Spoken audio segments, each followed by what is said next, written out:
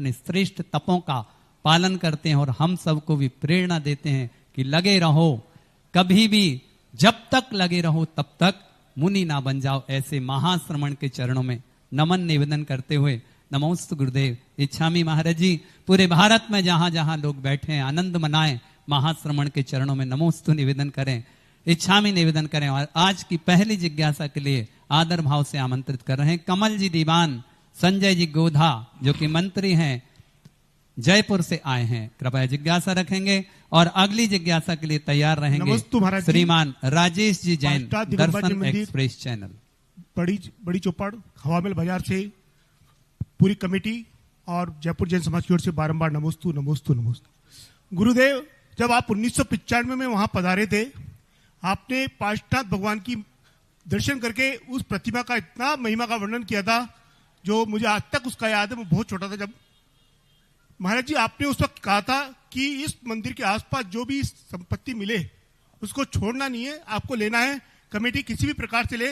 हम उस समय से बराबर प्रयास में हैं, जो जो संपत्ति आती गई पड़ोस वाली वो हम लेते गए।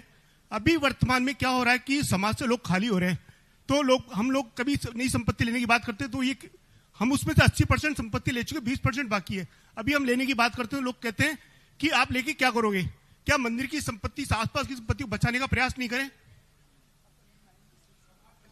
मंदिर को।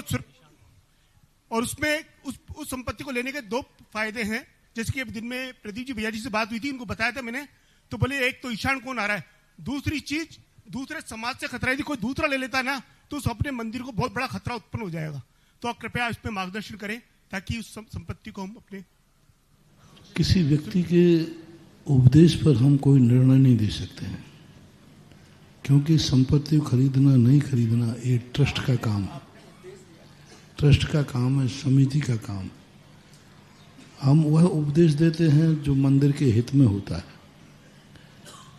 अब हम जितना उपदेश देते हैं उतना आप लोग पालन कर लो तो आप सबका बेड़ा पार ही हो जाए।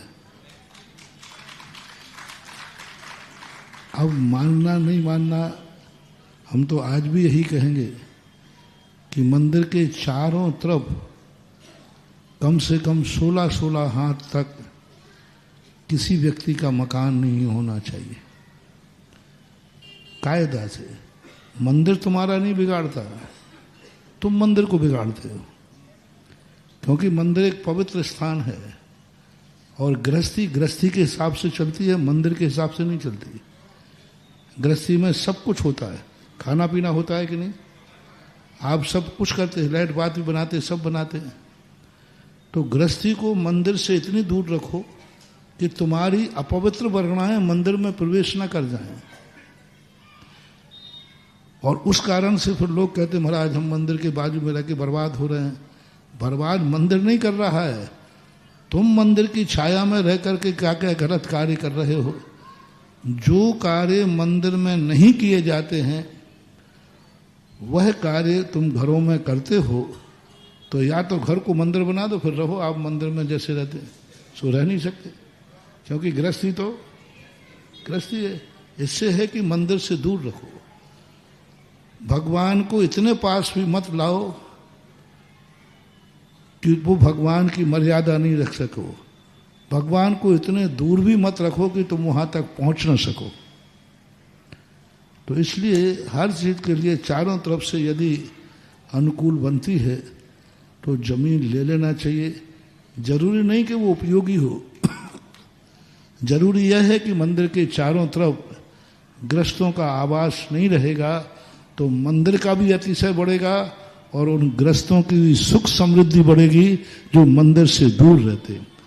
आप पूरे भारत में मैं देखता हूं जहां मंदिर से मंदिर घर की दीवार लगी हुई रहती है वो घर कभी सुखी नहीं रह पाते, उनके यहाँ किसी न किसी प्रकार की परेशानी बनी रहती है। ऐसा विचार कर लेना चाहिए। मेरा तो कहना यही है कि चारों तरफ से मिल रहा है तो लेना चाहिए। अब लेना चाहिए, अब निर्णय तो कमेटियां करेंगी, ट्रस्ट कहेगा। 80% ले ली, 20% और ले लो, क्यों छोड़ रहे हो?